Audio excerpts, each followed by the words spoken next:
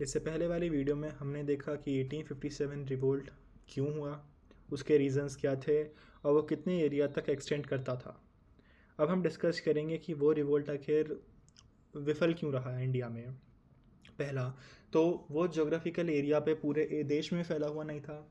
जैसा कि हमने पिछले वाली वीडियो में देखा था कि वो नॉर्थ और सेंट्रल रीजन में बहुत ज़्यादा फैला हुआ था, पर उसका स्ट्रेच साउथ में, ईस्ट में, वेस्ट में बहुत कम था।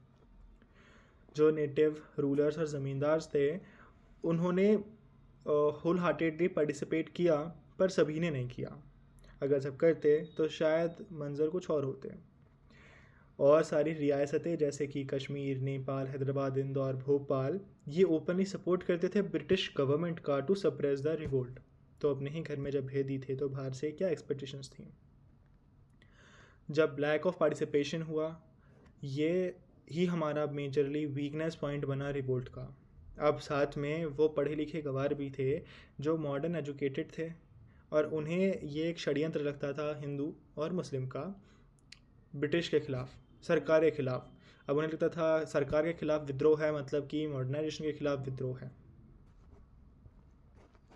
अलॉन्ग विद दिस, उस टाइम पे वॉर वेपन्स और इक्विपमेंट्स भी हमारे पास नहीं थे, क्योंकि हम उस टाइम पे ओल्ड एंड आर्की वेपन्स यानी कि धनुष, बाण, तलवार, इन्हीं से ही वार किया करते थे, क्योंकि हम गन बारूद इस टाइम पे नहीं चलाया करते थे, वो सिर्फ ब्रिटिश के पास में ही था। ये जो अटैक था ये पुअरली ऑर्गेनाइज था, सिपॉइस के बीच में लैक ऑफ डिसिप्लिन था, क्योंकि एक यूनिटी सिस्टम नहीं था, एक सेंट्रलाइज लीडरशिप नहीं थी। जो लड़ाई की जा रही थी वो अलग अलग रीजन्स में की जा रही थी, Kanpur region, Delhi region, Jhansi region, Bihar region. There was lack of cooperation and coordination among themself. वहाँ पे एक मिलिट्री स्ट्रेटजी नहीं बन पा रही थी।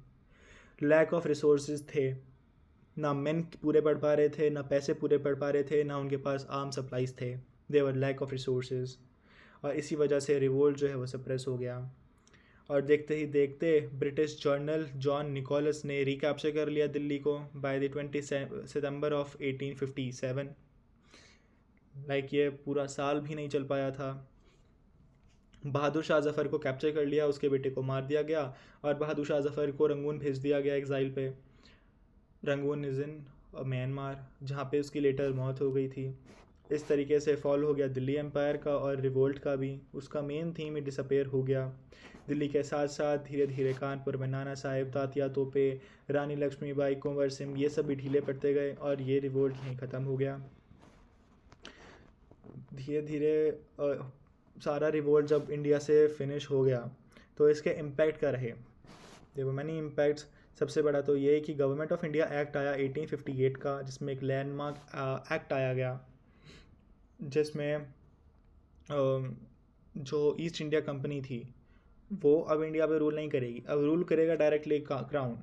रूल तो खैर क्राउन पहले भी कर रहा था, पर इनडायरेक्टली थ्रू द कंपनी, पर अब डायरेक्ट कंट्रोल स्थापित करेगा क्राउन ऑन इंडियंस। साथ में जो अभी इंडिया में हाईएस्ट अथॉरिटी जो गवर्नर जनरल थी, उसको अब चेंज करके वायसरॉय ऑफ इंडिया कर दिया गया था। साथ में आर्मी के अंदर भी कुछ बदलाव किए गए थे। इंडियंस का रिक्रूटमेंट कम कर दिया गया था और यूरोपियंस का रिक्रूटमेंट ज़्यादा कर दिया गया था, सो दैट कि आगे कोई म्यूटनी की पॉसिबिलिटीज़ ना रहे सिपॉइस की तरफ से। हर 2 इंडियंस के ऊपर एक यूरोपियन सोल्जर को रखा गया। साथ में इंडियंस को हायर पोस्ट देने से भी डिनाई कर दिया गया। मद्रास बॉम्बे के अंदर 5 इंडियन सोल्जर्स के ऊपर एक यूरोपियन था, और बंगाल आर्मी में 2 इंडियंस के ऊपर एक यूरोपियन था। यूरोपियन ट्रूप्स को बहुत ज़्यादा प्रेफर करने लगे लोग, बिकॉज उन्हें ऐसा कहा जाने लगा कि ये वफ़ादार नहीं है, लॉयल नहीं है इंडियंस के लिए। पर यूरोपियंस रहेंगे तो उनके पास स्ट्रेंथ रहेगी, एक स्ट्रेटजिक प्लेस रहेगी। साथ में उन्होंने इसी चीज़ को यहाँ भी नहीं छोड़ा, उन्होंने डिवाइड एंड रूल की पॉलिसी को यहाँ भी रिड्यूस किया, जहाँ पे उन्होंने आर्मी में रिक्रूटमेंट रिलीजन, कास्ट और रीजन के बेस पे करनी चालू करी। आगे दिखाते हैं आपको। उन्होंने जैसे कि पंजाबी, गोरखा, पठान्स, इनको एक मार्शियल कास्ट के रूप में, एक मार्शल रेस के रूप में डिक्लेयर किया। क्यों? क्योंकि इन्होंने हेल्प करी थी टू सप्रेस द रिवोल्ट।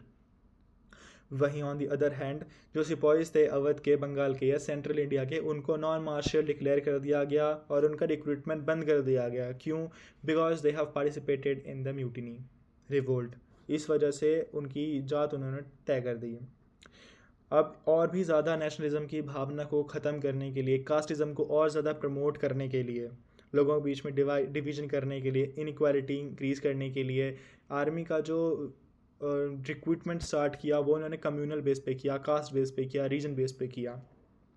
फिर we see Punjab regiment, Gorkha regiment, Jat regiment, and with this policy I princely states की। ठीक है, थोड़ा सा रिलैक्सेशन भी दिया गया था, क्योंकि जब एक बहुत दौर चला था एनेक्सेशन का, उसके अंदर एक छोटा सा back water of the storm रहा हमारा प्रिंसली स्टेट का प्रोविज़न। प्रिंसली स्टेट मतलब कि आप नॉमिनल हेड वहाँ बन के रह सकते हो, पर कंट्रोल उस पर क्राउन का ही होगा। With this we have completed the impact of this war on India in 1857। अब ये वाला जो क्वेश्चन है ये नेचर आता है बहुत बार PYQs में, कि नेचर क्या होता है रिवोल्ट का। नेचर बेसिकली समथिंग कि इसको लोग कैसे परसीव करते हैं, किस लेवल पे था, किस एक्सटेंट तक था, इसकी पहुंच कितनी थी। तो according to the British historians Lawrence ये कहते थे ये सिर्फ एक म्यूटिनी थी सिपॉइस की। This was just a conspiracy of Hindu and Muslim. ये सिर्फ एक फ्यूडल रिवोल्ट था। पर VD सावरकर कहते हैं this was a first war of independence, जहाँ पे sepoys, ruler, peace and civilians सब लोग आ रहे थे। सिविल म्यूटिनी भी हुई थी, तो वी कैन नॉट से this is a sepoy mutiny alone. This was a first war of independence और नॉट, इसके ऊपर भी लोगों के काफ़ी परसेप्शंस थे। प्रीवियसली लोग संथाल हूल को कहते थे कि ये फर्स्ट वॉर ऑफ इंडिपेंडेंस है, पर वो थोड़ा रीजनल हो जाता था, स्मॉल और रीजनल लेवल्स पे हुआ करता था। वैसे ही वो इस वाली म्यूटिनी को भी एक रीजनल लेवल पे समझ रहे थे, at not as a national level. There was a struggle for independence as well, because इसको फ्यूडल रिवोल्ट कह रहे थे। साथ में जो SN सेन है, started as a sepoy mutiny but ended as a war of independence. उन्होंने काफ़ी सही बात कही कि ये स्टार्ट तो एज अ सिपॉय म्यूटिनी हुआ था, but with the time it turn out to be a war of independence. साथ में इसको लोग नेशनल मूवमेंट भी कहते हैं और फर्स्ट वॉर ऑफ इंडिपेंडेंस भी कहते हैं। तो नेचर में अगर पूछा जाए तो आपको बस लोगों का POV बताना है कि वो इस वॉर को कैसा देखते थे, नेशनल लेवल पे या रीजनल लेवल पे, सिपॉय लेवल पे, या फिर सभी टाइप ऑफ पार्टिसिपेशन के तौर पे। Thank you.